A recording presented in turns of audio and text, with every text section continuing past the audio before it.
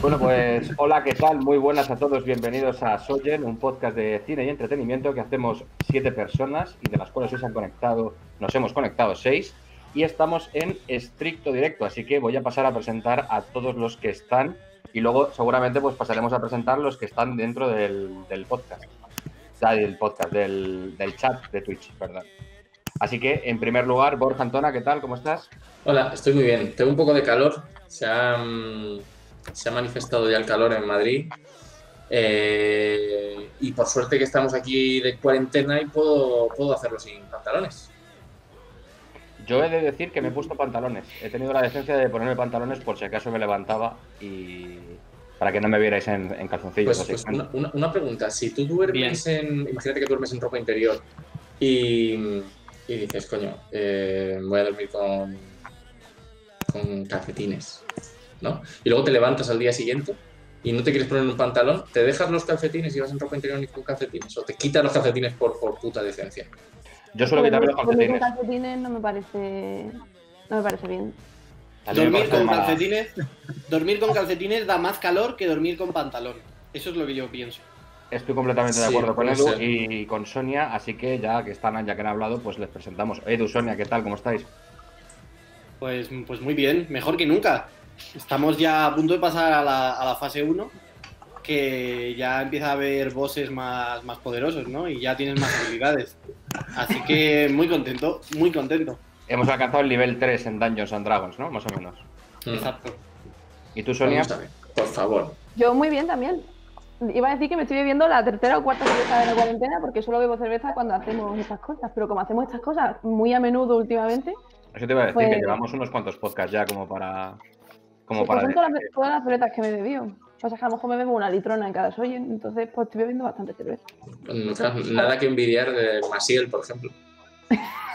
Fomentando el alcoholismo desde nuestro podcast. Diego, ¿cómo estás? Que también te has conectado. ¿Cómo te va? ¿Cómo te va la vida? Cuéntanos. Muy bien, tío. Yo, al contrario que Edu, no estoy nada ilusionado de que pasemos de fase. Porque eso quiere decir que está más cerca el momento de volver a trabajar en la oficina y eso me quita un poco la vida. De hecho, no he salido en todos estos días. Unas cuantas veces, pero nada. Así que eso te cuento, Loren. O sea, que vives prácticamente encerrado, ¿no? Sí, como siempre. O sea, tú la cuarentena y la no cuarentena no las diferencias, ¿no? Bueno, antes iba a más bares, la verdad. Pero no me importa. Por lo que sea, por lo que sea. Y hablando de bares, Quique, ¿qué tal? ¿Cómo estás? ¡Oh! Joder, no, claro, ibas a contar lo de que he montado un bar justo ahora. Justo. Por eso- No, creo que se refería a la unidad de presión. Ah, porque estoy deprimido. Eso es. Pues... Muy bien. Bueno, Qué pena que no podamos cortar esto, que estemos en directo. bueno. Pues yo estoy bien. La verdad, fase 1... ¿Masiel está viva? No lo sé. No lo sé. ¿Y no? Si alguien... Aparentemente sí. Por lo menos. Aparentemente. Vosotros no, ¿eh? Le he dado Lleva con un muerta palo. muchos años. Le he dado con un palo y se muere. Y por último, ese señor que veis arriba a la derecha. Sí. Dios mío, qué problema de dislexia tengo. Ese señor que veis arriba a la derecha, que es el señor que me gustaría ser cuando fuera mayor, o un poquito más mayor de lo que soy. ¿Qué tal, JM?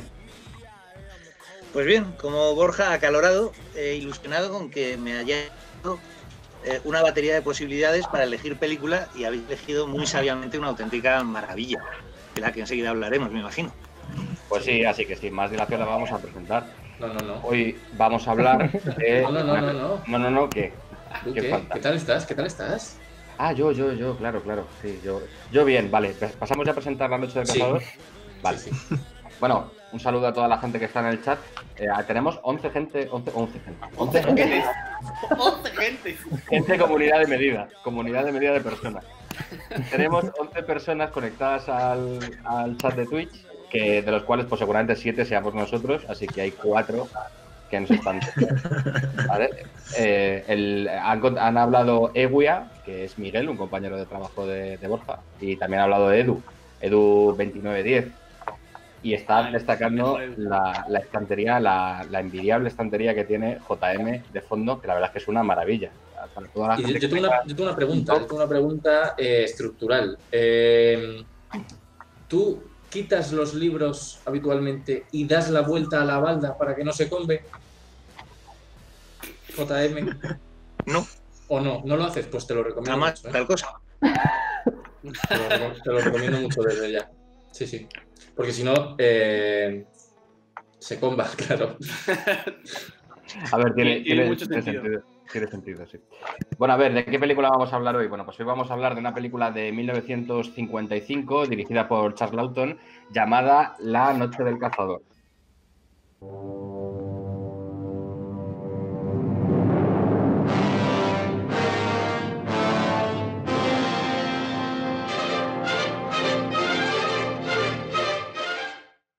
Y vamos a hablar de ello porque JM ha decidido, como bien ha dicho antes, de entre todo el elenco de películas que propuso, pues al final hemos votado y hemos decidido que salga esta la elegida para este podcast. Así que nada, JM, cuéntanos un poco por qué propusiste esta película. Bueno, la película la conozco desde hace tiempo y hay una pequeña y absurda anécdota familiar que explica cómo me enganché a ella. Y es que, como sabéis, yo tengo una edad suficiente como para recordar los tiempos previos a las televisiones privadas. Una época en la que solo había 2 cadenas estatales en España, TV1 y TV2. Y cierto día, creo que era un jueves, se había programado simultáneamente 2 películas, magníficas las 2, pero que coincidían en horario. En la 1 estaban emitiendo de Peter Weir, Único Testigo, y en la 2 emitían La Noche del Cazador. Y en mi casa se decidió por votación democrática que es Único Testigo. Yo voté por Lawton.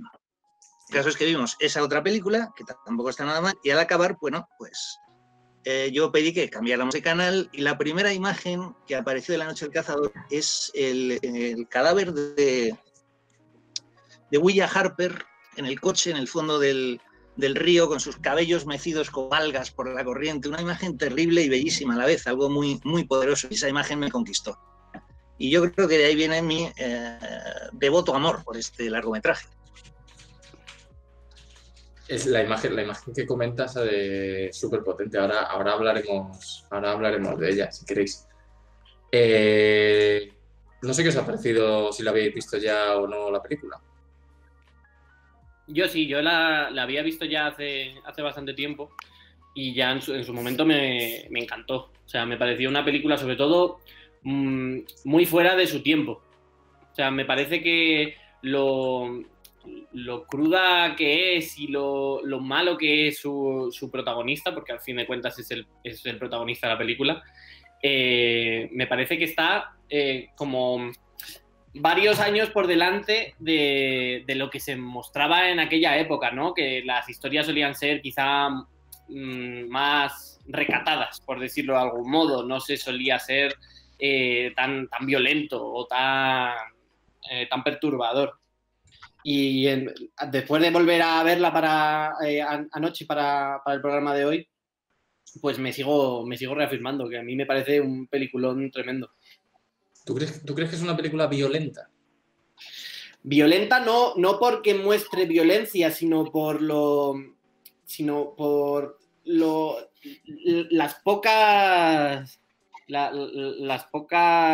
el poco cuidado que tiene su villano con lo que hace y lo que dice y básicamente que es un cacho de hijo de puta, psicópata, muy psicópata, que da mucho miedo porque encima como que el ir a por los niños es una cosa que, aunque históricamente siempre ha sucedido, ¿no? En la narrativa, la de los cuentos de ogros o de la bruja que va a por los niños. Los hermanos Grimm, etc. Yo creo que quizá en el cine, por la época en la que nace, en el cine eso no se ha explotado tanto porque ya era un momento en el que se veía como demasiado fuerte, ¿no? Para el público. Y ver a un tipo asesinar a la madre de unos niños para robarles el dinero y luego intentar asesinar a los niños amenazarle con la navaja y decirle que le va a desangrar como a un cochino.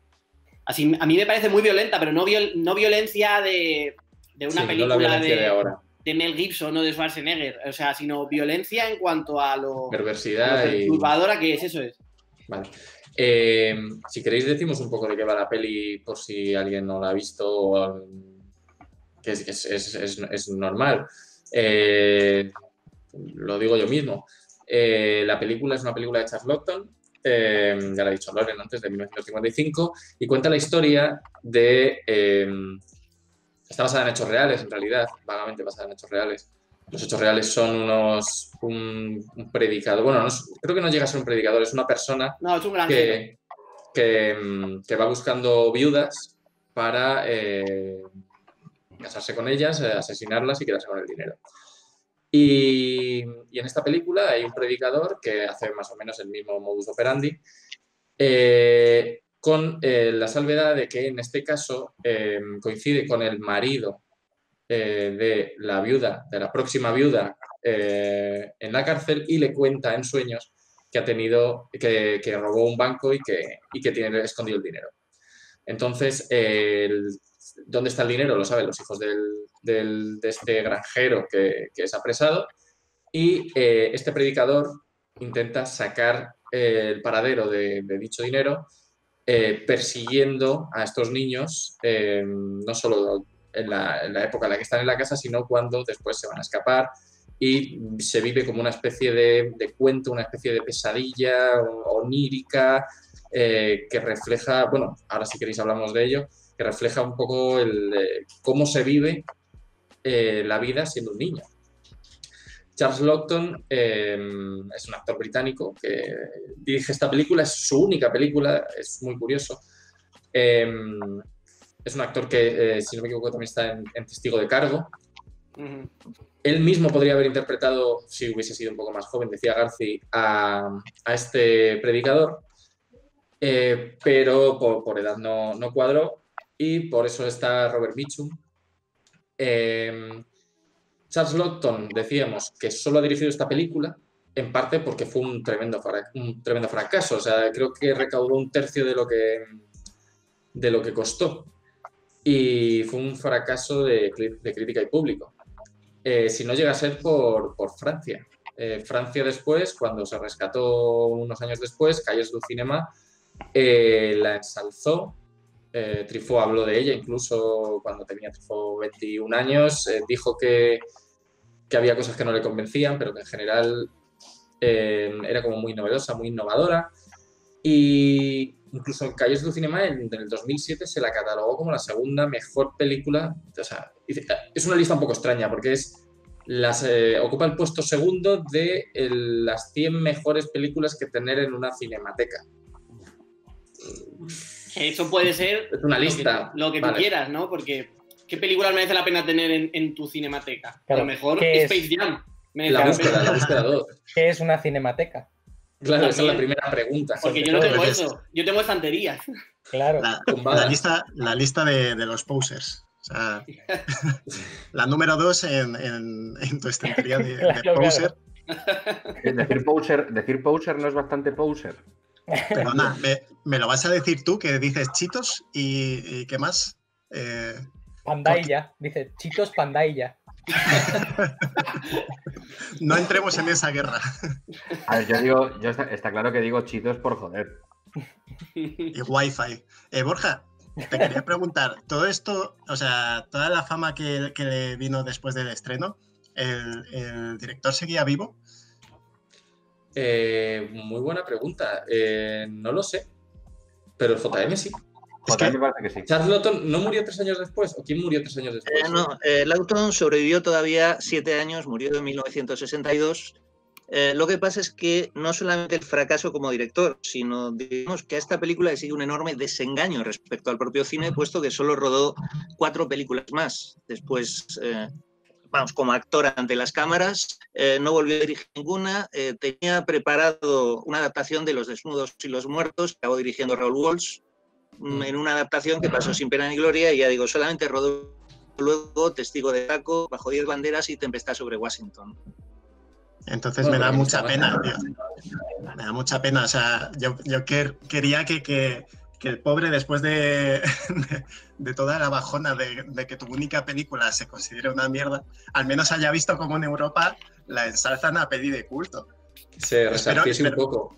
En Espero que lo España no se hubiese. estrenó, ¿eh? En España ni siquiera se llegó a estrenar en cines. Se Hombre, es llegó que directamente no creo- a tele, vamos, la televisaron. No creo que en su España cuenta. con el franquismo la hubiesen aceptado. Porque yo creo que en parte, parte del fracaso de esta peli viene un poco por la mentalidad de la época. O sea, son los años 50 y estás haciendo una peli donde el malo es un predicador, ¿no? Bueno, es que la película Y- no se entendió, ¿eh? Se la acusaba de ser muy vaga, de ser demasiado inexacta. Entonces, a lo mejor a la gente de la época le quería que le diesen todo un poco más, más preciso, por así decir. Sí, pero es un poco, yo creo que también influye un poco lo que dice Diego, porque de hecho creo que se llama la Liga de la Decencia o algo así, lo que había en la época, que le puso mala nota porque como que degradaba la figura del matrimonio. Y además de que, de hecho, en la película creo que se deja entrever que él realmente no es un predicador. Él se hace pasar por un predicador. Y eso es algo... Iba a decir Eso es algo a lo que le obligan a la hora de... cuando están escribiendo el guión, Claro. es algo a lo que obligan algunos de los productores de cara a no ganarse el ataque de los espectadores y de todos los censores y de toda la gente que se pueda quejar, que siempre es mucho.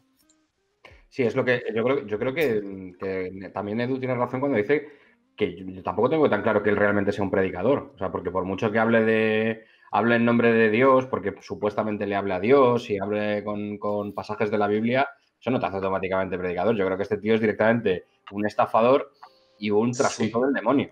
Y un loco Sí, de cojones. sí, por Sonia, supuesto, Sonia, eso- estás muteada. Que te estoy Pues diciendo. mira, qué bien. Amiga. Que yo justo iba a decir que no lo veo así porque él, o sea, él está loco, todos coincidiremos en eso, pero Una yo mía. sí creo que él siente que está haciendo la misión de Dios de alguna manera. O sea, él de hecho, es muy guay cuando el tío de la cárcel le dice, ¿y cuál es tu religión? Y dice, pues la que hemos acordado Dios y yo.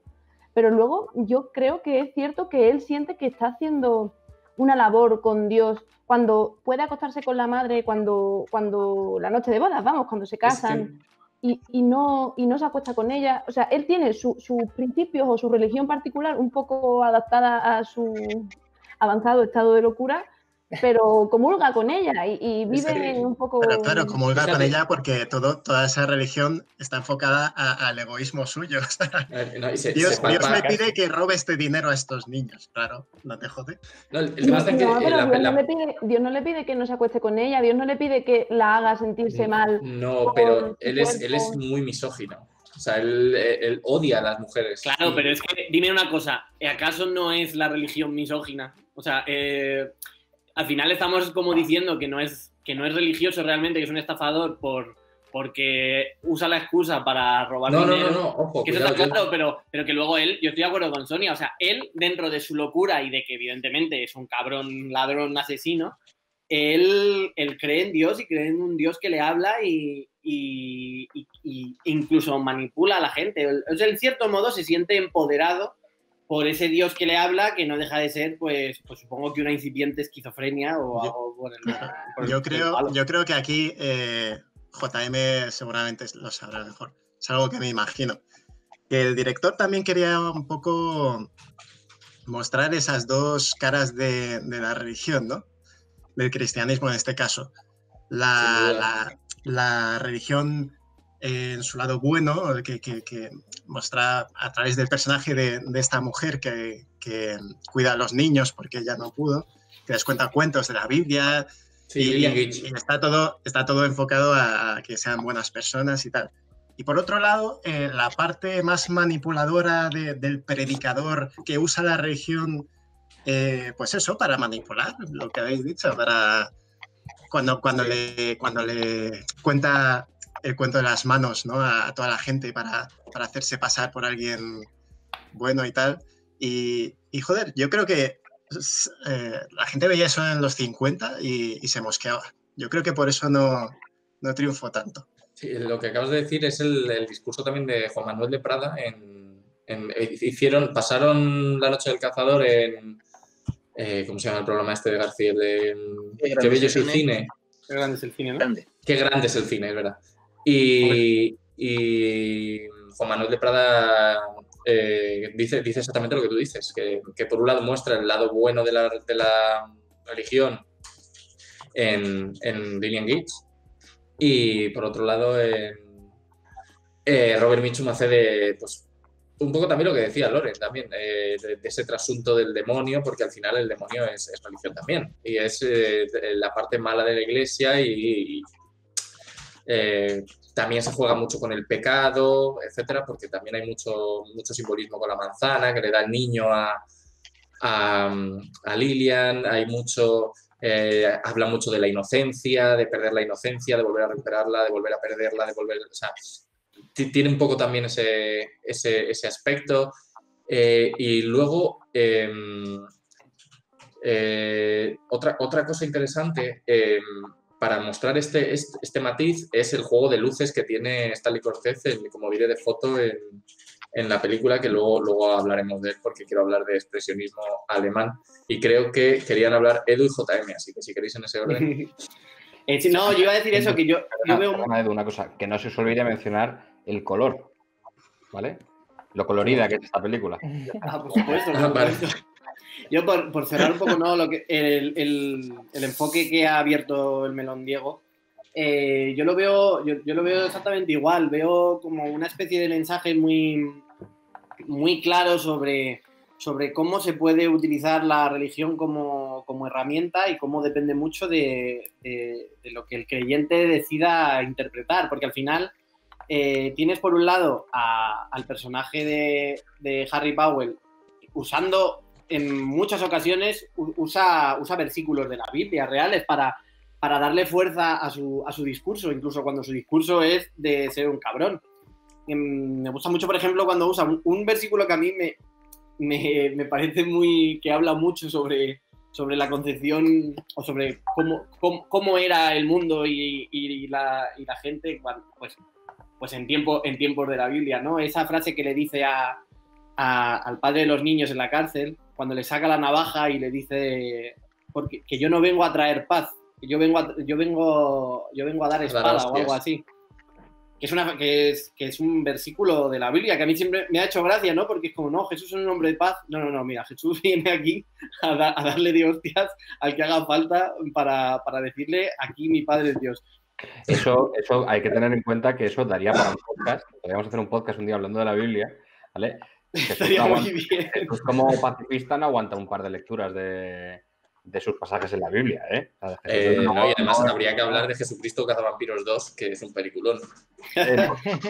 Y luego, por el otro lado tienes al personaje de Rachel Cooper, a la señora maja que tiene a los niños huérfanos, que le está contando la historia de Moisés a los niños, y cuando John se le acerca y que está como en ese momento todavía desconfiado por la experiencia que él ha tenido con los adultos y no se fía todavía la señora, y él le dice que le cuente más sobre esa historia, y ella continúa, y en cierto momento él le dice, pero eran 2 niños, ¿no?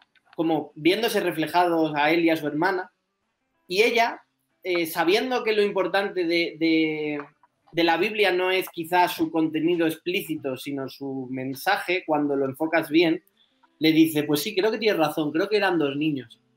Como sacando el buen mensaje de las lecturas sagradas. Me parece un enfoque muy bonito, ¿no? De ese bien y el mal.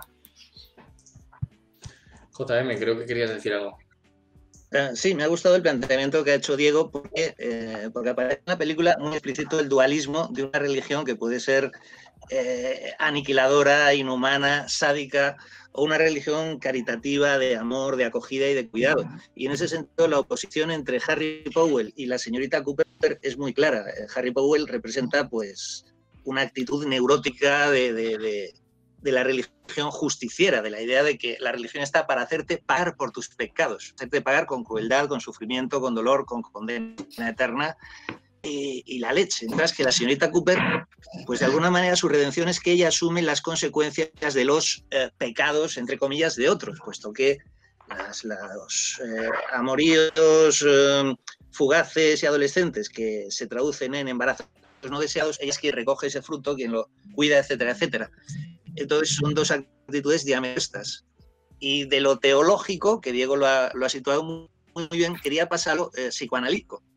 Porque en el fondo la señorita Cooper y el señor Powell son dos polos, son un hombre y una mujer, un padre sustitutivo, una madre sustitutiva, y en gran medida lo que le pasa a los niños es que están absolutamente tratados por la parte violenta de su padre y de su madre, y están en busca de qué les puede sustituir. Entonces encuentran una posibilidad en un padre malvado y terrible, y una madre, en cambio, fuerte, frente a la madre débil que ellos habían tenido y que se sometía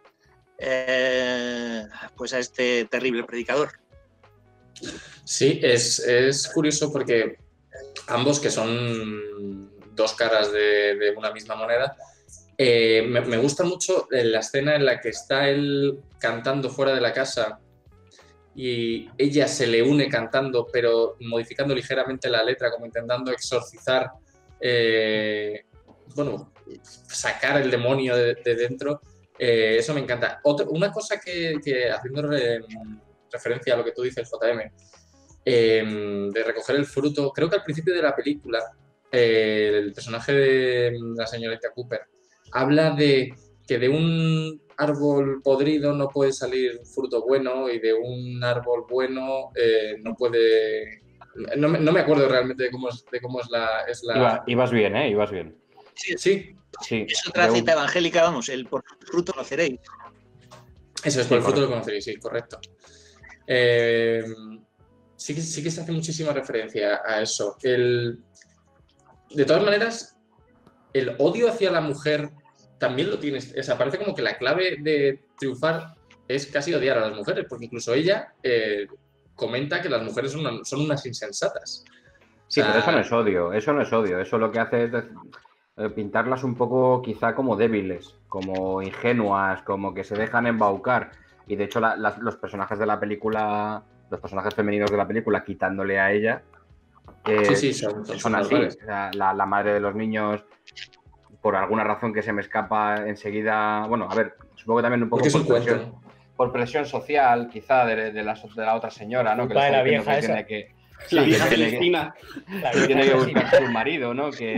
Y casi que aprovecha el primero que pasaba por allí, y luego la niña, de los niños, la hija mayor, ¿no? Que va buscando desesperadamente a alguien que la quiera, o pues eso, al final te está presentando como que efectivamente, incluso el personaje de la niña pequeña, de la hermana pequeña, que parece también que está dispuesta a echarse en manos del primer padre que aparezca, y no tiene un poco la visión crítica que tiene el otro niño, ¿no? Es que al final yo creo que él es un depredador de mujeres, es lo que te lo pintan. Todas las mujeres se sienten atraídas por él de una forma casi ridícula, porque ni siquiera hace nada. La niña lo abraza en la primera escena que sale. También es cierto. Yo me siento atraído por él, también te digo. No, yo también, claro. Por el hombre es la elegancia hecha humano. O sea, a mí me flipa ese tío. Ni siquiera cuando se le cae una estantería encima, pierde esa elegancia y el peinado que tiene. A mí me parece que tiene cara... clásico. A mí me parece que tiene cara de bobo tonto, ¿eh? Un poco. No sé por qué. Por eso yo creo que es un personaje muy atractivo.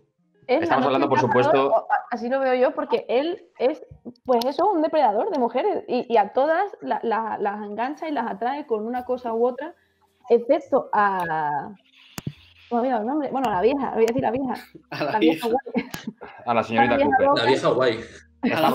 Estamos hablando de, por supuesto, de Robert Mitchum, claro, porque no sé si hemos mencionado que es el protagonista. Bueno, sí, yo creo que sí, ¿no? Que en algún momento hemos dicho que es el protagonista. Sí, es que, no sé, yo creo que como todo está contado en clave del niño pequeño, es como que el niño pequeño es el narrador, es el que lo vive, te lo pintan todo de esa manera. O sea, por eso, tú cuando eres un niño pequeño, no sé qué edad tendrá él, tendrá como 8 o 10 años, cuando tú tienes 8 o 10 años, para ti las niñas son tontas. Y si a ti no te gusta alguien, pues en el caso del protagonista, que a John no le gusta, que es Harry, ¿no? Se llama el predicador. O sea, a John no le gusta el predicador, Harry entonces Harry le Potter. hace, cuando le disparan con una escopeta se va gritando como si fuera un mono y chillando como un energúmeno y en bucle. Es como que lo caricaturiza. Las sombras son muy grandes, todo es terrorífico. De repente, un día se muere tu padre y al día siguiente tu madre está casada con otro señor, porque no tienes concepción del tiempo como lo tienes a lo mejor un poco más mayor. O sea, tú de repente estás a tu boda y de repente tu madre se ha casado con otro señor. Entonces, yo creo que mucho de esas, como, no lo llamaría incongruencias, pero como cosas extrañas del relato, se debe a que pasa directamente por el prisma de un niño de 8 o 10 años, que al final es una especie de cuento para niños, pero terrorífico. No me quiero ni imaginar, o sea, no sé cómo lo percibió la gente en el 55, no sé si es una película realmente de miedo. Ahora está claro que con nuestros estándares, pues el miedo a lo mejor es otra cosa, pero hay cierto patrón terrorífico, no sé qué opináis vosotros. Sí, es Yo una quiero, peli de terror, perdona Diego, sobre antes de todo. que sigas, Sí. disculpa, yo quiero darle la bienvenida al podcast al ventilador del ordenador de Borja, que se ha colado durante unos segundos y como estamos en directo, pues esto no hay manera No creo. de ocultarlo. Sí. no creo. Bueno, Tu más ordenador fácil de era- montar. Era de Quique, creo. Yo creo que Quique, era la Era el de aspiradora de que confiesa. No. Es mi ordenador que es Ah, antiguo vale, perdona. y Bueno, ha decidido que va a despegar. Por eso me he pues puesto el bien. mute porque es una cosa tremenda. Sí. Entonces, perdón, no es el ordenador de Borja a quien le tenemos que dar la bienvenida, es el ordenador de Quique. Problemas Y a de veces directo. somos la misma persona. Sí. Los dos llevamos gafas. Efectivamente. Y una barba muy del estilo y el pelo también. Sí, al final yo creo que incluso... No, y lo de la... Bueno, adelante, Diego, perdona que te haya interrumpido, continúa con lo que ibas a decir. Sí, o sea, es una peli que además en Filmin, gracias por tus credenciales, Borja, por cierto. Está, Sí, gracias. Y las de Sonia. que son de los Gracias, dos, hijos de la Sonia. gran puta, que siempre se lo Gracias, hacen a Sonia, uno. no lo sabía. Oye, yo también lo he pagado, ¿eh? Gracias, Edu, gracias, JM, gracias, Kiki. Vale, En Dilas Filmin está en puesta, directo. Dilas ahora mismo, si no pasa nada. está puesto como peli de terror. Y es verdad, o sea, si la viese de pequeño, yo creo que me daría mucho miedo. Sobre todo las escenas oníricas, como la que van por el río con los animales, hostia. Así en blanco y negro dando un cague que te mueres. Sí. Y el plano que ha dicho JM de la mujer muerta en el río es increíble. También, o sea, Ese yo me plano había a mí- traumatizado de pequeño. Ese Y plano a mí aprovecho me para ha decir- dejado loco. Sí. Aprovecho para decir que ayer vi Vampiros de John Carpenter, que me traumatizó de pequeño exageradamente y es malísima, pero te ríes un montón. Es sureños contra vampiros, es increíble.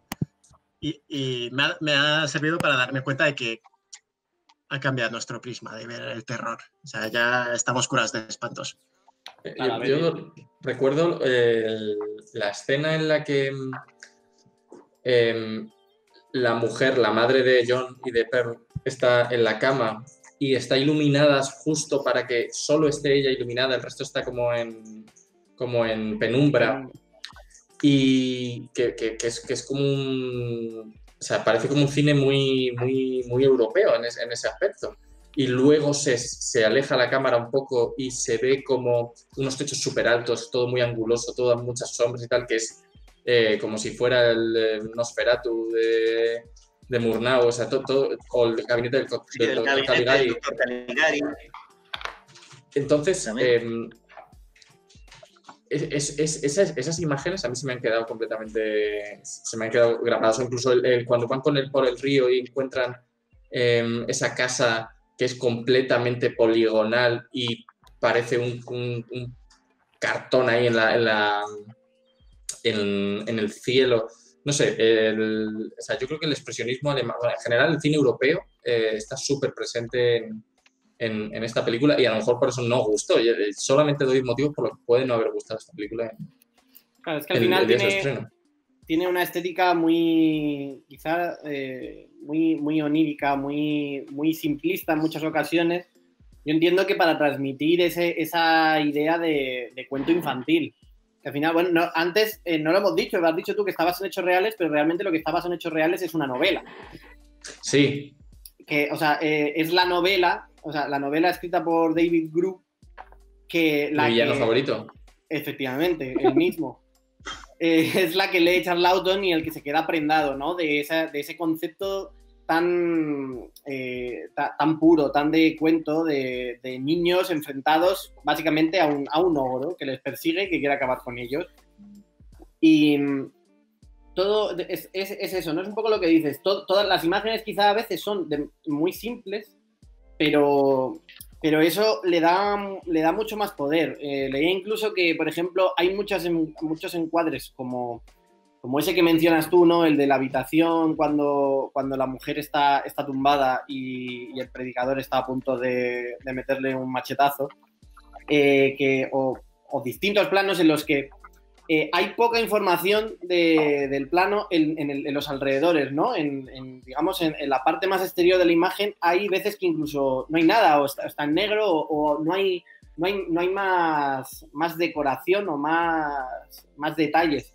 Y que es como una manera también de representar esa manera que tienen de cómo un niño tiene una atención muy limitada, ¿no? Como que todo se reduce a lo que tiene enfrente, no está pendiente tanto de los detalles como de la historia principal y de lo que tiene delante de sí mismo.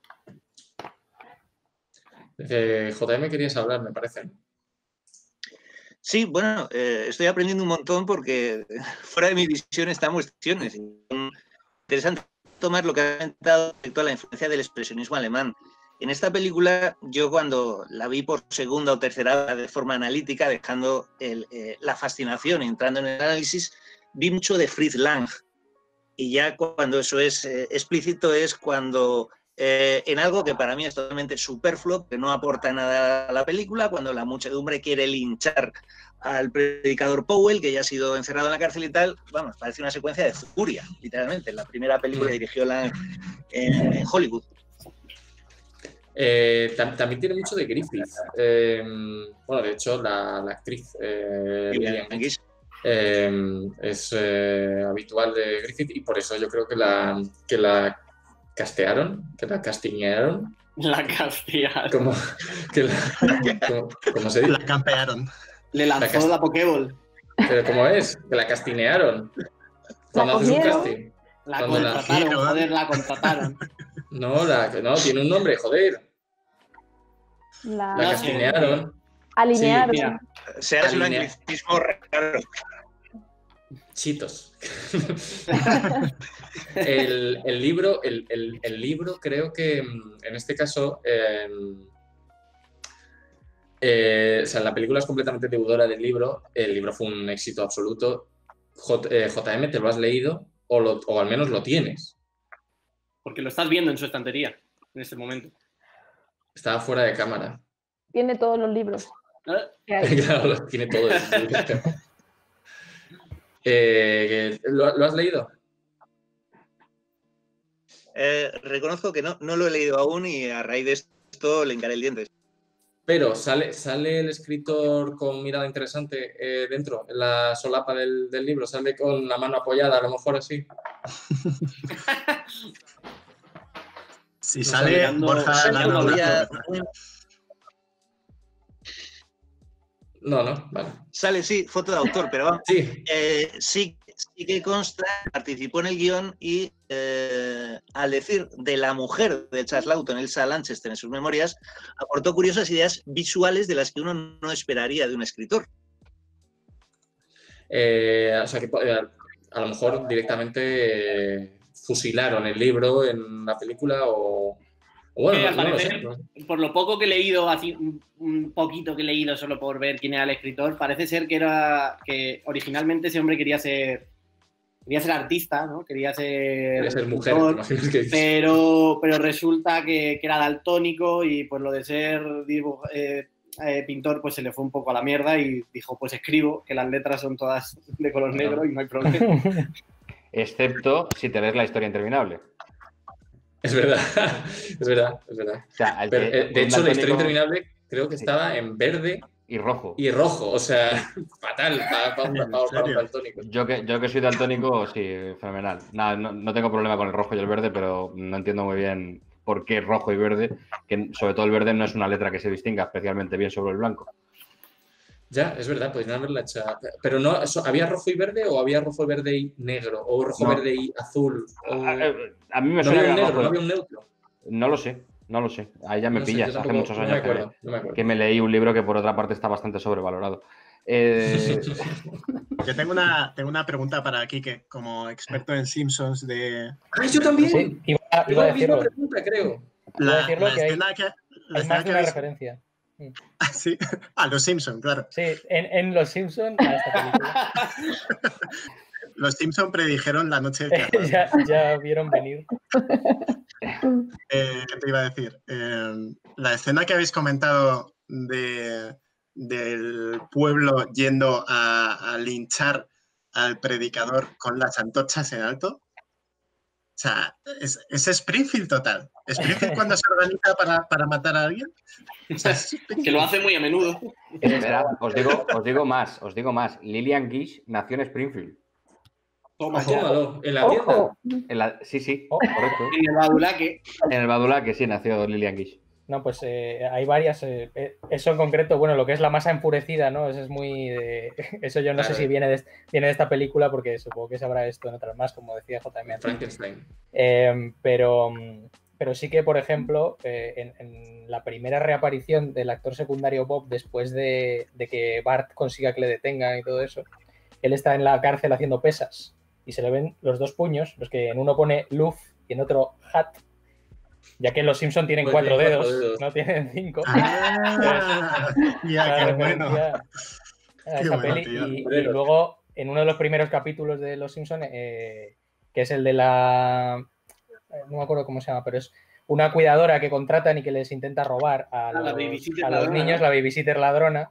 Hay una escena en la que ella entra en el desván, digamos, en el sótano, están los niños escondidos, se ve a ella bajando las escaleras, en blanco y negro la escena, con Bart y Lisa por detrás. Es pura referencia aquí a la escena que también habéis comentado antes. Y hay Sí, alguna más, pero no... Voy a decir que La noche del cazador es una película muy simpsonizable. O sea, igual que El cabo del miedo, que casi Sí. todo el mundo la conoce por los Simpsons. O sea, Claro. no nos engañemos. Hay muchísima cierto- gente que conoce El cabo del miedo por los Simpsons. Que por cierto, el Cabo del Miedo original también el villano es Robert Mitchum en la versión original. Vale, O digo, sea que ha hostia, interpretado a dos de los villanos más icónicos de. Más y en insonizable. el remake entonces es Robert de Mitchum. Ahí está. Me voy a Michu ver que todas las- se fue al Swansea, ¿no? Michu. Sí, exactamente. Hostia, esta es finita. para muy cafeteros. Me pienso ver todas las pelis de Robert Mitchum. Te lo juro que me ha encantado. No, creo que has visto ya su mejor papel, ¿eh? O sea, por lo menos es de los que más le gustan a él. Robert Mitchum Adichum. el Un guionista dato de... curioso de Sí. Cast, que es que el hecho no fue primera elección de Robert Mitchum. Él quería nada menos que a Gary Cooper para el papel de malvado predicador. No, Pero qué Gary Cooper entendió que aquello iba contra su imagen, hombre íntegro, confiable, etcétera, etcétera. No se puede ser el sargento York y el malvado Harry Powell. Lo Sí, rechazó. es curioso eso, tío, porque creo que ahora incluso se sigue viendo eso. ¿Cómo se llama el actor? Vincent D'Onofrio preguntó en Twitter si debía aceptar un papel en el que un hombre creo que mataba a una familia o mataba a unas mujeres y luego no había redención. Y en Twitter le dijeron que no lo hiciera. Y el tío no hizo ese papel porque Pero se lo tío, dijeron. ¿qué más O sea, da? Pero sí, ha hecho de Kingpin, un tío que se carga gente con sus propias manos. Sí, pero lo hizo antes de tener Twitter, a lo mejor, no lo sé. Es increíble el efecto 1950 que hay hoy en día con Twitter. Hay dos apartados como muy fundamentales en esta peli. Una es el guión. Por lo visto, James Agee, o Agee, no sé cómo se pronunciará el apellido de ese señor, que es el guionista. El tío, por lo visto, es un Michael Jordan de la escritura. O sea, ganó un Pulitzer y lo consideraban el James Dean de los guiones. ¿Estamos hablando de James Dean o de James Dean? No, de James Dean, el que se murió en un accidente de tráfico el mismo año que se estrena La Noche del Cazador, me parece. Me parece que se muere en 1955, se pega una toña. Y luego el otro aspecto fundamental lo hemos comentado ya, es Stanley Cortez haciendo de cinematógrafo, de foto. Le han preguntado que si la estética de la película se debe a él o cómo llegaron a esa forma de iluminar, qué influencias tuvieron él y el director. Y él dice, no, a mí no me toques los cojones, es todo mío. O sea, no, el director me puede comer los cojones. El tío, la verdad es que sí que dice que nunca había trabajado con un director que supiera más la importancia del uso de la luz como Charles Lawton y Orson Welles. Trabajó con ambos y para él son los dos mejores directores en cuanto a fotografía de la época. Y a mí la foto de esta peli me encanta. O sea, por un lado tienes esas imágenes de la América rural que recuerdan un poco a novelas de Mark Twain y con esos además silueta de un hombre a caballo o todo como si todo transcurriese en una misma habitación, que al final es lo que estaba pasando porque era un estudio. De hecho, perdona, seguro que alguno más lo ha leído, pero voy a llegar el primero y les voy a decir, porque me parece increíble. Esa escena de cuando están los niños en el granero y de repente le oyen cantar, que es una escena maravillosa, y yo creo que, o sea, es fondo de pantalla total, ¿no? Esa silueta del predicador a caballo, allí a lo lejos, que el niño le dice eso, dice, es que no duerme nunca. Resulta que, dadas las dimensiones del estudio, no era posible hacer esa escena de manera que quedara lo suficientemente lejos Robert Mitchum. Entonces, lo que hicieron fue que usaron a un enano montado en un pony para rodar. El actor era enano y el caballo también era enano. Claro. Claro, todo era enano, el estudio era enano, pues todo tenía que estar a escala. Sí. Pues no lo había leído y me encanta. Se acaba de convertir en mi dato favorito. Supongo que evidentemente por los medios de la época y demás, pero yo viendo la película he tenido todo el rato los medios, no, los medianos. Los medianos. He tenido todo el rato la sensación de que estaba viendo una obra de teatro y de que se jugaba mucho con el rollo de las sombras chinescas, de los fondos así como un poco de pegote, justamente de esa escena de la que está hablando Edu, ¿no? En la que para mostrarte el avance del tiempo lo que te hacen es moverte la luna, que está claro que es una pelota de fondo que no tiene ningún tipo de realismo. Entonces al final sí que parece conduciendo. El croma que se nota un montón que es el... Es un croma raro, sí. Bueno, a ver, que... No, ni siquiera es un croma. Yo creo que es una pantalla retroiluminada. O sea, yo creo que lo que pusieron es un coche en una plataforma y por detrás lo que va pasando una imagen, ¿no? Rollo, una imagen de... Hombre, teniendo en cuenta que era en los años 50, croma no creo que hubiera. Bueno, sí, a ver, me habéis entendido, joder, que sí. Está claro que es un fondo, yo he llamado croma, vale, evidentemente el croma todavía no estaba inventado, ¿de acuerdo? Hay una cosa que me ha gustado mucho del principio de la película, que demuestra un poco las ideas que había en la época, pero la falta de recursos, que es todo el tema de los planos aéreos. Hay un par de planos aéreos en los que se nota que están subidos en una especie como de avioneta o helicóptero, pero como no tenían steady, como no tenían estabilizador de imagen, pues es como que queda muy, muy, muy mal.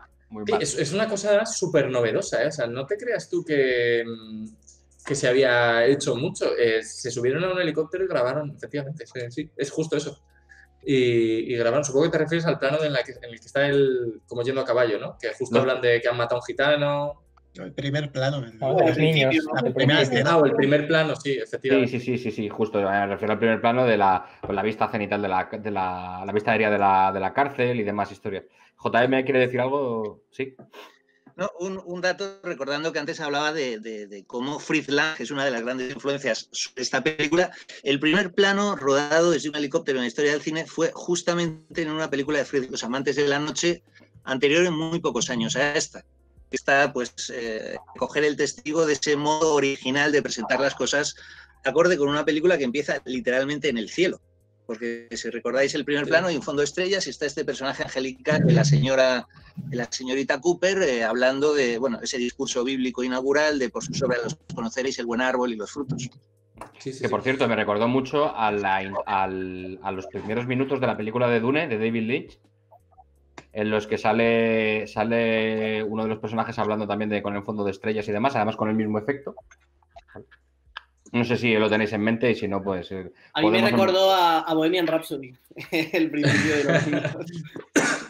Yo quiero preguntaros, ya que os veo tan leídos y tan informados, porque a mí me encantó...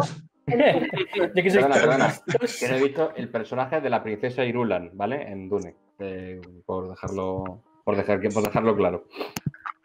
El personaje de la madre flotando en el río, que a mí me pareció una escena súper chula, ella con su pelo y las plantitas flotando.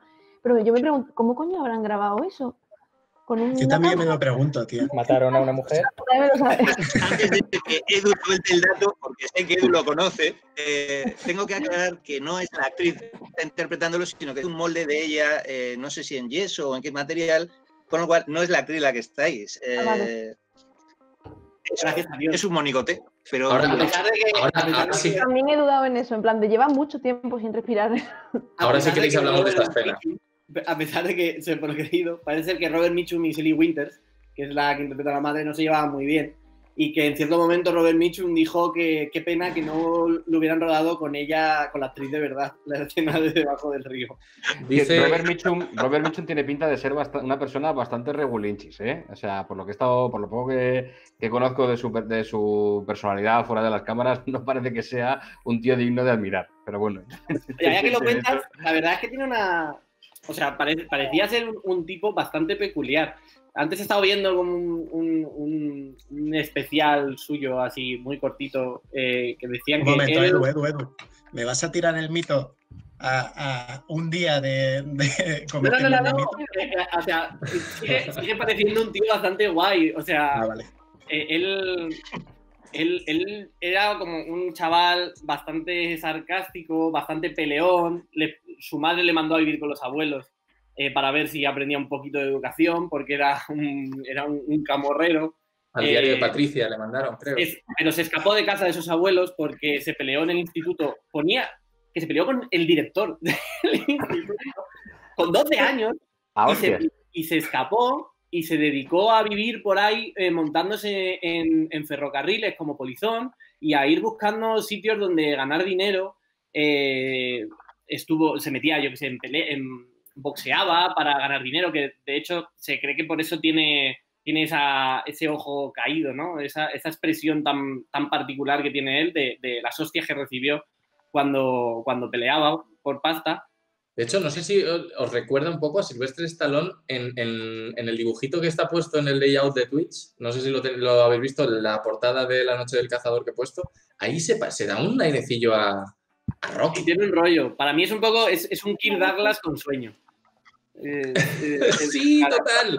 Es verdad. Y era eso, Descansa en paz, un por estilo de cierto. vida muy súper humilde, en plan un poco problemático y que trabajaba pues de cualquier cosa, trabajaba en una fábrica, hasta que a los 25 años o así, no sé si por algún conocido de su hermana o algo por el estilo, se presentó a un casting, le cogieron para un western y empezó a hacer y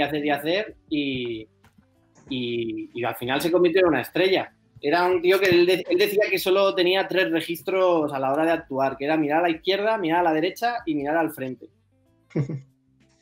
Y que lo único que le diferenciaba del resto de sus compañeros de profesión era que él había estado más tiempo en la cárcel. Porque le enchironaron un poquito porque le pillaron con marihuana.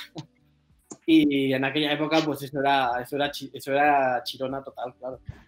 Dice Isabel Vegamor, que también hizo de predicador asesino en el Póker de la Muerte. ¡Oh! Isabel Amor, que es mi madre. Bueno, Hola, Isabel. Eso está muy bien. Hablamos de Robert Mitchum. O sea, que Robert Mitchum hizo de predicador asesino.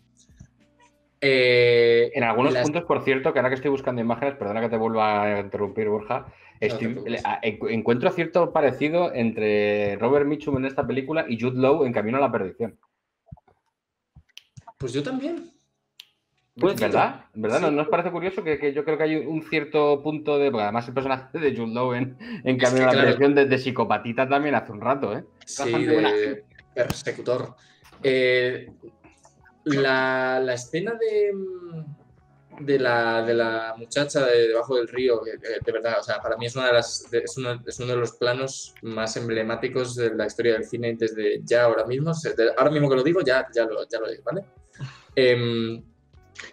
Es un poco, y de hecho también lo presentó, me parece que no sé para qué canal, es un poco Guillermo del Toro. Es un poco ese rollete como fantástico de terror.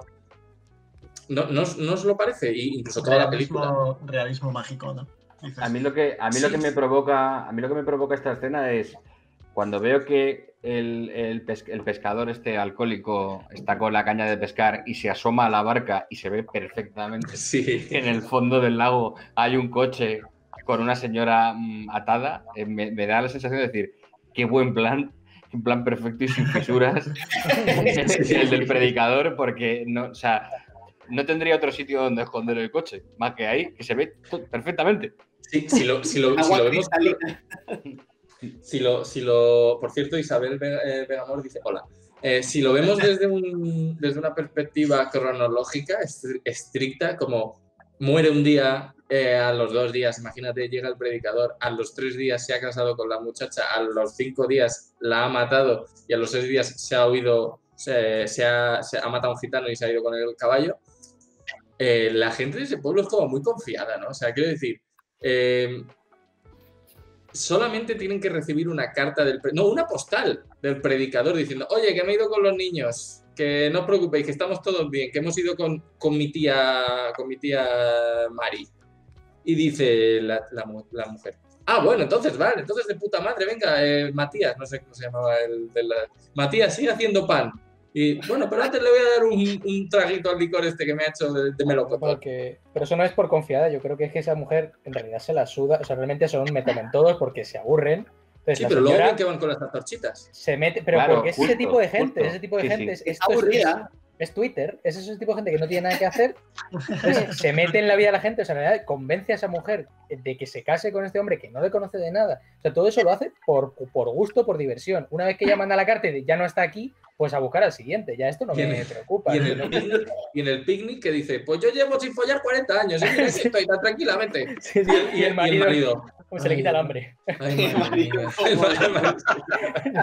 Sueltes. Oh, ya más cortado. A mí me gusta mucho. De hecho, le dice que no vale para nada, ¿no? De hecho. Algo así. Algo así. Dice que mira, que no me ha dado ni para un tarro de judías o algo así, no me acuerdo lo que le dice.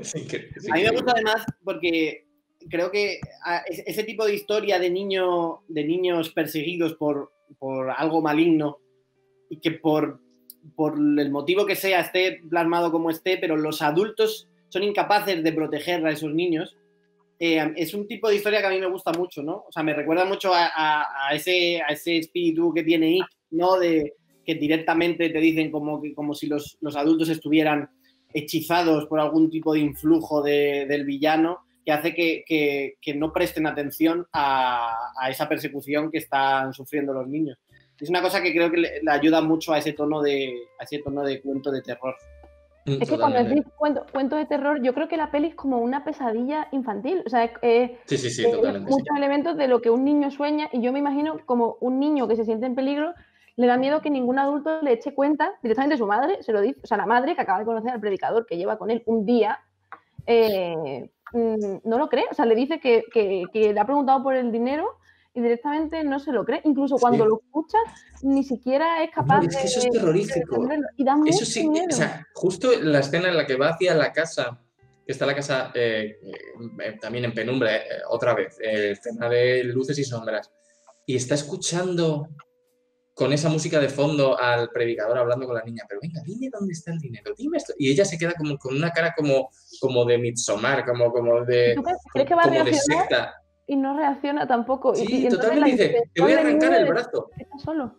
Y ella entra Es como que colapsa, completamente zombie, y entra y Es se va todavía para el peor. sótano. Claro, es todavía peor que no reaccione, que es que como que yo tengo la sensación de que Comulga. sí, de que lo escucha con admiración. Como que se Hombre, siente atraída es por que lo que es está Robert diciendo. Mitchum, ¿sabes? O sea, Está todo bueno. Yo creo que ella, en cierto modo, o sea, de una manera muy teatral, como eran las interpretaciones antes, como que quiere representar como que ella, en cierto modo, colapsa, ¿no? Ella se queda ya se queda gaga y directamente se va a la cama y se queda allí tumbada y le dice, es mentira todo, ¿verdad? El dinero no está en el río y el niño sabe dónde está el dinero y bueno, y da igual, yo te quiero, me has hecho mejor persona y Dios me salvará y machetazo. ¡Paca! Por eso yo creo que no hay que buscar el realismo. Realmente es solamente para expresarte la indefensión del niño y el sentimiento total de nadie puede ayudarte. Cuando va a su tío, al borracho, y le pide ayuda y el tío está tan borracho que no puede ni siquiera entender, o sea, eso también es un poco surrealista, ¿sabes? Que el tío esté realmente tan borracho que no entienda nada, pero yo creo que todo sirve para contarte la soledad que siente el niño y que ningún adulto le pueda ayudar y que tiene que buscarse la vida y da mucho, a mí me parece súper terrorífico. Sí, da mucho miedo. Cuando Todos él los se adultos... la barca y ellos están intentando sacar la barca y yo estaba en mi casa en plan de por favor que suelten la barca. También te digo que ahí Robert Mitchum estuvo vago porque da 2 brazadas y les alcanza. Totalmente. La única... Sí, pero claro, no, eso todo lo tienes que meter dentro del entorno de fábula que es. Sí. Digo que la única nadie que grita, o sea, no puedes pillar una barca y no te pones a gritar como un loco. De hecho, bueno, sigue. No, digo que la única que merece la pena es la señora de la escopeta. Todavía no sé cómo se llama. Yo la llamo la señora de la escopeta porque... La señorita Cooper. La señorita Cooper, digo. Rachel Cooper. ¿No os recuerda, o a ti, JM, ya que seguimos hablando de Fritz Lang, que Robert Mitchum, ahí justo todo mojado, se parece un poco a Peter Lorre? A Peter Lorre también por el ojito, así, el ojito. Hombre, hay una diferencia básica y es que con los años he descubierto que todos los personajes que interpretaba Peter Lorre eran homosexuales reprimios. Robert Mitchum es un machote, que nos fascina. ¿Seguro? ¿O es un homosexual? No, es que hemos podido abrir un melón ahora, ¿eh?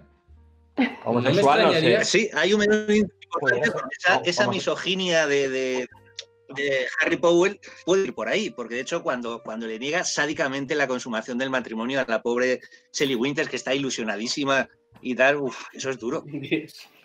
Pero yo creo que eso no es tanto, que evidentemente, a ver, no tiene por qué ser homosexual, yo creo que es asexual, yo creo que es un personaje al que no le interesa absolutamente nada que no tenga que ver consigo mismo. Sheldon Cooper. Pero lo que hace ese personaje en un espectáculo de striptease, cuando se supone que le motiva, a no ser que vaya solamente a reafirmar su odio hacia la mujer, diciendo, mira qué guarras que son. Es que, de claro, hecho, ahí hay un tema quiere matarlos a todos, de hecho. Aprieta el puño y luego se mete la mano en el bolsillo y saca la navaja que le rompe el bolsillo de la chaqueta. Mucha gente dice que la navaja es una especie de símbolo fálico, que es como que es su pilila, dicen algunos. Una metáfora de una erección. Sí, no se puede. No.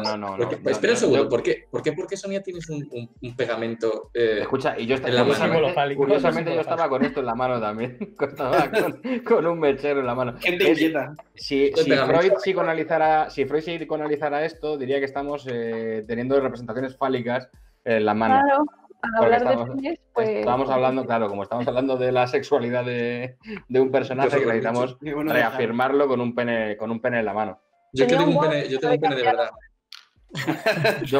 Si Sonia ha pasado del boli al pegamento, yo voy a pasar del mechero a la lata de Coca-Cola. Continuamos. Una cosa que me ha gustado descubrir, porque no tenía yo conocimiento sobre quiénes eran algunos de los actores, y He buscado a Lillian Gish, que es la que interpreta a la señora de la escopeta, y Sí, me ha hecho gracia descubrir mítica de Griffith. que es una... O sea, que frente al personaje tan puro y tan bondadoso que hay en su película, esta mujer al parecer pues era de la quinta del Hollywood así sureño, racista, antisemita. Su marido era David Ward Griffith, que es el director de El nacimiento de una nación, que no sé si os suena, pero es Claro, una película mítica. 1914. Ku Klux Klan. Sí, que era que el Ku Klux Klan, pues pa'lante, que eso era buena gente. Y de hecho, no sé si recordáis la escena esta, la que se suele presentar del Ku Klux Klan llegando a salvar a una doncella que le están haciendo casarse con un negro contra su voluntad. Y la salvan y pegan a los negros. Pues esa mujer era ella. Y Luego la tuvo verdad una es que hija es que se una llama historia Melanie Griffith. Claro, tienes razón. O no. Sí, cuando la tengo. O no la tienes. Yo Y- busco al chaval. He buscado al chaval también. Me parece ¿Qué interesante. ha sido de Ah, ese yo- chaval? El chaval no actúa mal, realmente. O sea, a mí me sorprende porque lo hablábamos, ¿os acordáis cuando hablábamos en Navidad de qué Bueno. bello es vivir la actuación de los niños, ¿no? Esa sobreactuación. El chaval lo peor que hace es cuando se lleva un disgusto, que le empieza a doler la tripa muy fuerte. Eso es, Sí. eso es muy raro. Pero luego yo creo que hace una buena interpretación. A mí me parece bastante más creíble que la niña, por ejemplo, que la niña me desagrada bastante. Ojo, Pues ojo este el chaval- momento al que le ponen a la niña una lágrima de mentira, en la cara porque es incapaz de transmitir ningún tipo de emoción más que el hastío, Es que como bien la dice Quique. niña, yo a veces confundía a la niña con la muñeca y no sabía quién estaba llevando a quién. También hay que decir que La niña parece una muñeca de pepona. la niña sí. es una vendida, también te digo, ¿eh? Por eso te cae mal, porque es que es una vendida que en la heladería acaba de llegar y se pone en brazos de Robert Mitchum y dice, pero hombre, niña, un poquito, o sea, peleale Bueno, un la niña poco no más, ayuda, ¿sabes? No ayuda en ningún momento. Y Le el, dice que siente. O sea, lo único que, bueno, aguanta bien el juramento porque la niña al final tiene una creencia profunda y lo que ha jurado lo cumple. Bueno, a no ser que tenga a su hermano con los melocotones ahí en la piel, con la cara frente a los melocotones. A ver, el tema está en que no sé si son melocotones, ¿vale? Pero él era profundamente alérgico a los melocotones, el niño. O sea, la niña no veía en ningún momento que tuviera una navaja en el sótano. Pero al ponerle contra los melocotones, dice, Claro. como tenga un minuto más, muere mi hermano. Entonces, por eso dice, el dinero está en la muñeca. Que también, Bien. el padre escondiendo el dinero en la muñeca, la madre que te parió. Cuando la Ya. encontraron. No la Parecía, encontraron. bueno, simplemente que Billy Chapin, que es el chaval, pues esa fue su penúltima película, se retiró al año siguiente. Está Puta madre, una considerado carrera enorme. niño actor.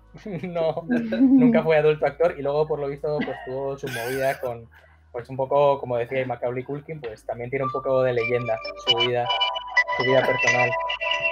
Bueno, mira, ha llegado el momento publicitario del Corte Inglés. Las navidades. ya es fase 1 en el Aprovechando la Corte Inglés. pausa, quería comentar un dato. Es que mientras que el niño, como ha dicho Enrique, era actor y tenía cierto rodaje previo, el grito de la niña para salir de la película es que había ganado un concurso de canto. Y de hecho, lo más Hostia. meritorio que hace en la película ¿Canta ella? No, es que me suena un montón. canta en la barca, cuando su hermano ya está agotado y desplomado en la barca, es la niña la que está cantando y hay que reconocer que tiene una voz prodigiosa. Esa Totalmente. nana es una auténtica maravilla. Yo lo que he dicho es, cuando la he visto, he dicho, no canta ella, es imposible. Pues mira, No puede ser Sí, que sí, el engendro este haga algo Pues la bien. niña su don era eso, que tenía garganta. De hecho, es que me Mucha suena cabeza. mucho esa niña cantando. Tengo la imagen de esa niña cantando en un escenario y no sé por qué. Luego lo busco y lo ponemos en el Twitter. Sí, En la no es la cantante de este grupo. De la Rihanna. oreja de Sí, Rihanna. Rihanna. Yo tengo Evanescence. tengo dos cosas, ¿vale? Tengo dos cosas. Edu2910 en el chat pide, por favor, que nuestro Edu, invite un día a su madre, supongo que por la mención de que se llaman igual. Isabel Vegamor habla de cine mudo, supongo que quiere era hablar de cuando- que era Gish, cuando- de que ha sido Lillian cuando ha Gish dicho lo de- es una Sí, una grandísima actriz actriz de cine mudo. Claro, Imagino que sí, se de- referirá por eso. Eso. Sí, de referirá a este eso. perfil de artistas del cine que se quedaron un poco descolgados cuando llegó el sonido y se quedaron más o menos apartados o con poca Claro, presencia. en su caso, cuando llegaron también los negros al cine. Y luego Claro, también dice que dijo, "Hombre, mejor... yo lo que me faltaba. Lo que me faltaba. Rodar luego con también- judíos, vale. Y luego, por último, también dice, mejor a su padre que el que habla es él. Vale, también me gustaría preguntaros, oye, ¿sabéis qué pasa al final con el dinero? Porque a mí no me ha quedado claro qué es lo que pasa con el dinero en esta película. Al final no es lo importante, es un MacGuffin y le da de hostias con la muñeca, no, a los policías mientras están llevando a Robert Mitchum, porque tiene ese trauma, ¿no? Cuando Sí. se llevaron a su padre y rompe la muñeca en el proceso y el dinero pues se va. Es como que al final le resta importancia a la meta del malo y el objetivo, pues en este caso de los niños, es tener una familia y ser buenos, que es al final lo que encuentran. A mí me ha parecido una peli preciosa. Sí, el dinero, sí. No se deja muy claro. Los dólares. Se lo Nada, gasta Pero se lo la- lleva a la policía requisado, ¿no? Y Puede le ser, pero compran también algo le regala una historia a la adolescente imbécil, que es la adolescente que es imbécil. Le regala la señora Cooper le regala un broche o algo. Es Porque verdad. no se ha dejado toda la pasta en el broche, ¿eh? Es verdad. También te digo. Para que encuentre marido. Quiero mencionar... Y se pide. El regalo de John. El regalo de John de mierda, se me ha olvidado que era Navidad y tengo que regalarle algo a la Como vieja una chota esta. Una manzana de tu propio bol de manzanas. Una manzana de su propio bol con un envuelta en un mantelito que ha encontrado ahí. mantelito de esos que hacía la madre de Benito de Manos a la Obra. Se lo ha puesto ahí, se lo pone con una pinza. O sea, hay que ser puto cutre. Una pinza. O sea, ¿sabes que la señora esa estaba cosiendo hace poco porque se la veía coser con el huevo ese? Tío, qué menos que cose que... Importante, ¿no os da la sensación de que está cosiendo una patata? Sí.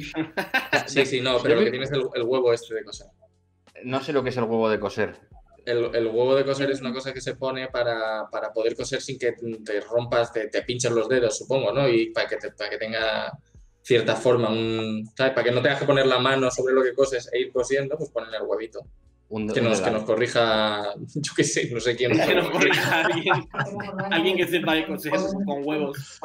Intenta coser un calcetín sin huevo. No les ha enfadado, ¿eh? No les ha enfadado, ha dicho, vamos a ver, es para que cojan forma de círculo, pones el huevo para que coja forma de círculo, lo que estás, si estás cosiendo unos huevos.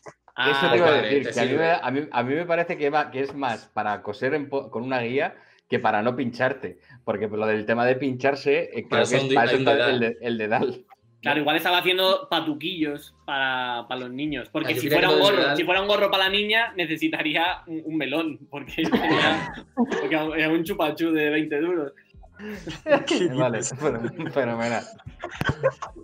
Oye, yo quería mencionar a los adolescentes estos que intentan ligarse a la niña tonta.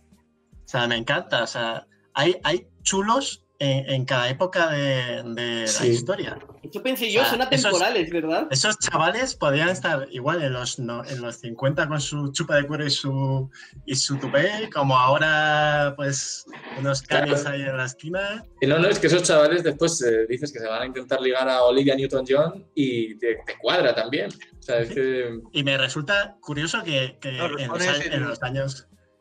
Dime. Que nos puedes poner una película de Kevin Smith perfecto que desentonen. Sí. Al frente de la tienda, ¿no? Y me encanta haciendo el pollazo este que hace. Su pajarita y tal. O sea, los chulos de los años 20 visten como la idea de nerd, ¿no? De ahora. Sí, es verdad. Con la camisa por dentro y pero siempre muy chulito, en plan, mira esa... Como cansado. Esa en plan me la voy a... Ya está aquí estapada, venga, voy a hacer. Y ahora fíjate que lo que es la vida, que ahora los tienes por ahí en un Núñez de Balboa dando golpes a señales y cosas por el estilo. Hostia, lo que me ha costado decir Núñez de Balboa. O sea, lo he intentado decir rápido y es complicado, ¿eh? Pero bueno, es que da ganas de decir Núñez. A mí al menos me dan muchas ganas de decir Núñez. Sí, pero y de matarlos a todos también. Sí. Bueno. Eso ya cada uno. seguimos. La verdad es que no sé si da para mucho más el tema. Yo creo que ya hemos hablado un poco en general de todo. No sé si alguien quiere aportar algo más, sobre todo JM Solamente decir que en el 55 muerte a un ciclista gana en Cannes, se muere Albert Einstein, se muere Charlie Parker y se mueren esas dos personas tan importantes para nosotros como son Ortega y Gasset. Perfecto. Fue un buen año. Un año que lo que te da la noche del cazador te lo quita Dios, llevándose en su seno. Bueno, vamos a dejar que JM empiece hablando de qué le ha aportado el podcast hoy y de si quiere decir algo más. Bueno, yo solamente quería añadir dos cosas. Por una parte, como la muchísima ingenuidad que hay en la película a todos los niveles, a nivel de guión, a nivel de una puesta en escena que decís a veces es abstracta o simplifica o busca reproducir la mera infancia, a nivel de recursos estilísticos, que cuando se nos hablaba antes de cine mudo, ver por ejemplo cómo se cierra el diafragma en círculo. Eso es una cosa muy común en las películas de Chaplin, pero muy arcaizante ya en los años 50. Entonces hay mucha ingenuidad y no obstante, pese a las muchas décadas que nos separan de la película, yo creo que no es uno seguirla disfrutando, lo cual está muy bien. Y luego la segunda cuestión que quería comentar es totalmente extra cinematográfica, porque al final La noche del cazador es el testimonio de un fracaso vital tremendo, de un actor que durante toda su vida quiso pasar al otro lado de la cámara y que cuando por fin hacerlo y además llegar a la obra maestra absoluta, pues, se encuentra con la incomprensión absoluta. De hecho, Laughton tenía fama de ser muy incómodo como actor, pues porque tenía mucha idea de puesta en escena y le ponía la cabeza como un bombo a los directores con los que trabajaba. De ahí ese tópico, que raro que todavía ninguno lo hayamos dicho, de Alfred Hitchcock, cuando decía no hay que trabajar ni con niños, ni con animales, ni con Charles Laughton. Y aquí tenemos los tres ingredientes para igual. Entonces es una pena que hubiera fracasado esta película, porque a saber qué más nos hubiera podido dar Laughton si el reconocimiento que merecía y que hoy día ya ninguno le niega. Hombre, teniendo en cuenta que se murió 7 años después, a lo mejor un par de pelis, pero como mucho. Y a lo mejor no hubiese hecho Testigo de Cargo. A lo mejor se murió de pena y habría vivido más. Puede ser. ¿Sabes? Ay, no digas eso, tío. No quiero pensar. A lo mejor le mató Robert Mitchum. Con respecto a la segunda cosa que has dicho, yo voy al revés. Solo decir la primera que ya tal. Odiaba a los niños y los odiaba hasta tal punto que las escenas de los niños, especialmente odiaba a Pearl, a la niña. Con razón. No le culpo. Los planos de los niños los dirigía Robert Mitchum. Es muy odiable. O sea, fijaos hasta qué punto odiaba a los niños y hasta qué punto no se creía el último alegato que tiene Lillian Gish, no se lo creía ni él. Y con respecto a la primera cosa que has dicho, mola mucho porque parece que es como un autor que coge cosas que le gustan de muchos sitios y planea hacer como la película perfecta. O sea, tienes planos que recuerdan a Dreyer, lo que tú has dicho de Fritz Lang, expresionismo alemán, los cierres de diafragma como si fuera cine mudo antiguo. Y en cierto modo te recuerda a directores como por ejemplo Quentin Tarantino. O sea, el recurso del diafragma, si se lo encuentras en una película de Tarantino, dices, sí, me cuadra, es propio de su cine. Y a lo mejor Charles Laughton, a lo mejor nos hemos perdido la carrera de un pre-Tarantino por no haberlo entendido en su momento. A lo mejor Tarantino en 1950 tampoco hubiese sido entendido y se hubiese tirado por un puente. O sea, Tarantino yo creo que se hubiese tirado por un puente. Yo asumo mi parte de culpa, que en el 55 no la fui a ver. Me pareció... Eso es verdad. No, pero porque no se estrenó en España, si no sí que hubiera sido. Hombre, si de verdad te interesara, habría sido allí, a Estados Unidos. Es verdad. A West Virginia. Sí. Loren, estás muteado. Vale, perdón. Ya decía yo que llevo un rato intentando gritar que paremos esto ya de una vez y no, no me escucháis. Pegan el disparo. Por favor. Sí, cuando sale gritando al granero es Que por cierto, antes has mencionado que era en bucle y yo creo que es literalmente en bucle. Sí, es un sonido sí. que se está repitiendo una y otra vez, no es El mismo grito, sí. 3 veces o 4 se oye perfectamente. Y además queda regulinchis, pero bueno. Sí. Bueno, pues no sé si JM, como he dicho antes, tiene algo más que decir que estos dos últimos puntos que ha mencionado. Sí, vamos a ir cortando, ¿no? Porque yo seguiría hablando, pero vamos, tampoco es plan de aburrir al auditorio. Pues efectivamente vamos a ir cortando ya, porque no, pues yo sabes que te tengo una admiración profundísima y te escucharía hablar toda la noche seguramente con la polla en la mano. Pero ¿quién de los dos? ¿Quién de los dos? Con la polla en la mano. ¿Qué polla y qué mano? Claro. Claro. En cualquier combinación que os guste y que os parezca suficientemente sugerente como para excitaros, ¿no? Bueno, en primer lugar, gracias por tu tiempo, gracias por mencionarnos esta película y por traerla, que creo que, bueno, que no está de más de vez en cuando revisitar algún clásico. Yo esta película personalmente no la había visto y, bueno, creo que es interesante, creo que cuenta un poco, o sea, que es historia del cine y como tal, pues merece la pena tener un podcast. Así que lo dicho, muchas gracias y vamos a ir con la parte de qué nos ha aportado el podcast hoy, empezando, por supuesto, por JM. Y nada, solamente eso. ¿Qué te ha aportado el podcast a ti hoy? Bueno, pues lo primero de todo, el placer veros y de felicidades, eso ya no es poco. Y luego, pues la ocasión de explayarme un poquito pues sobre una joya del cine que desde que la descubrí de adolescente me ha fascinado, a la que vuelvo de vez en cuando.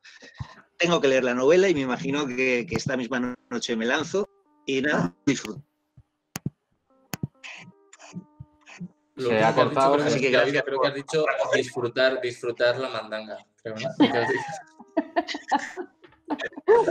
me habrá escapado, no era mi intención. Bueno, se ha entrecordado un poco, pero bueno, yo creo que en líneas generales se entiende eso, que vas a empezar con la novela esta noche y que seguramente te guste, ¿no? En el fondo.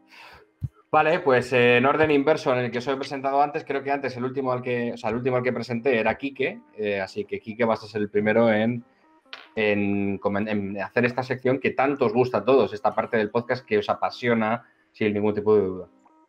Yo casi puedo dejar que sea mi ordenador el que hable. Ya estaréis oyendo ahí sus gritos. Suena como Robert Mitchum. Sí, un poco. No, yo la verdad es que he disfrutado mucho viendo la peli, que no la había visto tampoco. Así que también agradezco a JM la sugerencia, porque probablemente es de esas películas que si no tienes esta mecha no la ves. Te podía pasar mucho tiempo sin verla. Y lo que es el podcast, pues no sé, el último pre-fase 1, es decir, es encima en directo y tengo muchas dudas de si esto a partir de la fase 1 ya vais a iros por ahí de bares y ya no voy a volver a veros nunca más. Entonces, es casi una despedida. No te preocupes, que teniendo a Borja dando por saco, seguro que alguno de fase 1 por lo menos hacemos. Diego, ¿qué te ha aportado el podcast hoy? ¿Qué me ha aportado? Unas ganas tremendas de ver más pelis de Robert Mitchum. Y nada, me ha gustado mucho, chavales. Me ha gustado mucho. O sea, normalmente no hacemos podcasts, la verdad es que no lo sé, porque la mitad no los escucho, que aporten tanta información guay. No, pero de verdad, me ha gustado mucho. Y os quiero. Adiós. Os he presentado antes juntos, que es una idea seguramente terrible, y así que por ello vamos a terminar también con vuestra conclusión los dos juntos. Entonces, hablad por favor a la vez, pisándoos el uno al otro y que quede lo más radiofónico posible. Edu, Sonia, ¿qué os ha aportado el podcast hoy? Vale, pues yo tengo que decir que había visto la peli, pero no la recordaba, o sea, sabía que me había gustado, pero me ha gustado volver a verla y creo que Robert Mitchum y su cazador entran en la lista. Últimamente estamos haciendo una revisión de pelis que tienen uno de los malos, o sea, malos muy guays, como son el malo de Gary Oldman en León el Profesional, que hablamos de ella hace unos días, y este personaje, ambos dos, están en mi lista de malos favoritos, en la que podría estar también Darth Vader, y hago la referencia a Star Wars muy a última hora, que casi... casi se nos Yo me había dado cuenta, estaba esperando. Sí. Increíble. Casi y se dos nos pasa. cosas. me gusta viendo esta peli y saber que desde los años 50 hay cosas que han cambiado. Una es la concepción de la mujer y otra es la concepción del dinero, porque por 10.000 euros hoy día no matarías a nadie. O sea, por 10.000 euros te vas a meter Bueno. Yo creo que más que la concepción del dinero es la concepción de la inflación. Y cuando... No, en serio, porque, o sea, si alguien en la cárcel te dice escondido 10.000 euros, ¿tú vas a montar toda esta tangana para buscar 10.000 euros? Es que a lo mejor en la época eran 100.000. Claro, por eso digo que el dinero ha cambiado, que ahora por 10.000 Te euros... digo una cosa, Sonia, tú es que no tienes una hipoteca. Yo por 100.000 euros me como una mierda como un piano de gorda.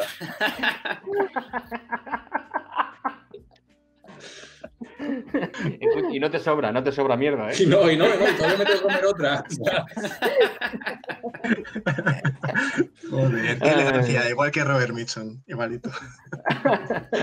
Bueno, pues Borja, hablando de comer mierdas, te toca tú, que te ha aportado el podcast hoy.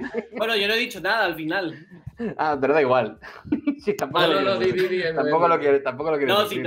si tampoco quiero decir nada especial. Nada, jolín, que me alegro de que hayamos hecho este podcast, que al final nunca tiramos de clásicos, que es uno de donde más información hay, porque ha habido muchos años de gente escribiendo libros y haciendo documentales y esas cosas, y tienen mucha intrahistoria, mucha amiguita para contar cosillas, y que son esas pelis que al final, pues lo que ha dicho Quique, ¿no? Que luego no encuentras el momento para verlas. Esta en concreto sí la había visto, pero hay 100.000 millones de esas que me acusan mis padres o algunas otras personas de no haber visto, y me dicen, pues es que tú entonces no puedes decir que te gusta el cine. Y yo entonces digo, y me pongo un capítulo de One Piece.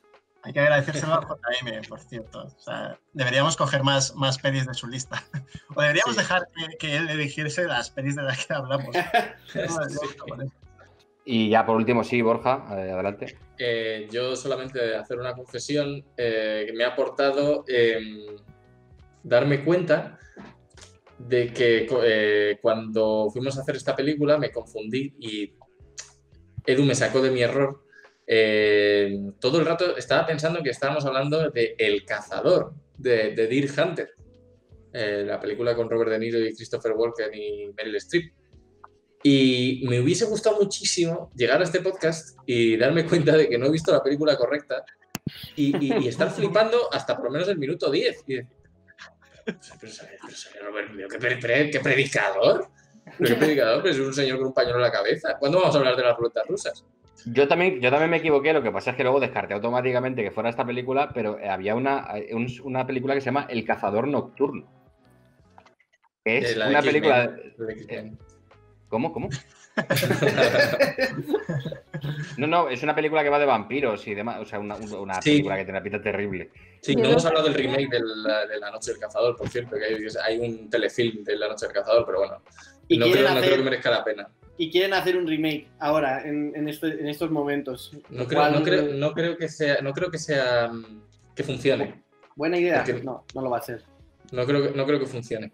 Y nada, solamente recordar que no sé si lo ibas a decir ahora, pero Edu, Noé, Raúl e Isabel han dicho lo que les ha aportado el podcast. Así que si quieres terminar con eso y decir lo que te ha aportado a ti, Loren. Pues sí, bueno, ¿qué quieres? Que lo lea directamente del chat de Twitch, me imagino, ¿no? Oye, ¿Quique ha dicho lo que le ha aportado? ¿No lo ha dicho? ¿Se has callado? Sí, claro, sí. El primero. ¿No me escuchas? Lo siento. Vale, bueno, pues Edu2910 dice que con ganas de verlo, no sé si se refiere a la película o al podcast, supongo que se referirá a la película. Sí. Noé también habla de que viendo la superestantería de JM le apetece ponerse a leer. Raúl Sese dice que ole, no sé si se refiere a su hermano solo, que está en este podcast, o a todos los demás. Y luego está Isabel Vegamor, que por último dice, se ríe, supongo que por la mierda que se comería Borja a cambio de su hipoteca, y luego que le ha gustado mucho vernos.